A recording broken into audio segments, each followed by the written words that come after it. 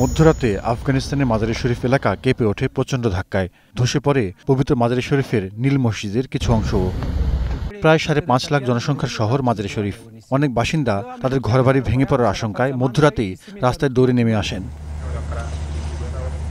পরে জানা যায়, আফগানিস্তানের উত্তরাঞ্চল জুড়ে ৬.৩ মাত্রার শক্তিশালী ভূমিকম্প আঘাত এনেছে। মার্কিন ভূতাত্ত্বিক জরিপ সংস্থা USGS বলছে, ভূমিকম্পটির কেন্দ্র ২৮ কিলোমিটার গভীরে। দুর্গম পাহাড়ি এলাকায় তাৎক্ষণিকভাবে ভূমিকম্পের ক্ষয়ক্ষতির হিসেব পাওয়া দুষ্কর হয়ে পড়ে। দিনের বেলা দেখা যায় মারা পড়েছেন বহু মানুষ। কেবল সকাল পর্যন্ত হাসপাতালের রিপোর্টই বলছে হতাহতের সংখ্যা ২০০-র কাছাকাছি। সার্বিক খবরাখবর সংগ্রহে কাজ করছে আফগানিস্তানের জাতীয় দুর্যোগ ব্যবস্থাপনা সংস্থা। গত কয়েক দশকের যুদ্ধে ভঙ্গুর অর্থনীতির দেশ আফগানিস্তান প্রাকৃতিক বিপর্যয়ের মুখোমুখি হচ্ছে। ২০২১ সালে তালেবান গোষ্ঠী ক্ষমতা গ্রহণের পর থেকে এ পর্যন্ত অন্তত ৪টি বড় ভূমিকম্পের কবলে পড়েছে দেশটি, যদিও এখন বিদেশি সাহায্য নাটকীয়ভাবে হ্রাস পেয়েছে।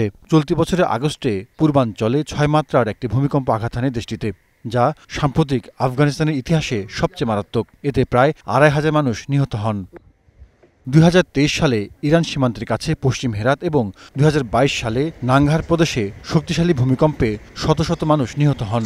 ধ্বংস হয় হাজার হাজার ঘরবাড়ি। দরিদ্র আফগানদের নিম্নমানের বাড়িঘর ভূমিকম্পের মতো প্রাকৃতিক দুর্যোগে ভেঙে পড়ে ডিমের খোসার মতো। আফগানিস্তানে ভূমিকম্পের এত তীব্রতার কারণ হল এর হিন্দুকুশ পর্বতমালা বরাবর ইউরেশিয়ান এবং ভারতীয় টেকটনিক প্লেট মিলিত হয়েছে।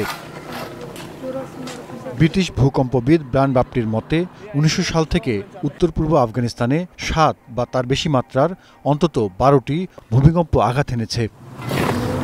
Zahidur Rahman, star news.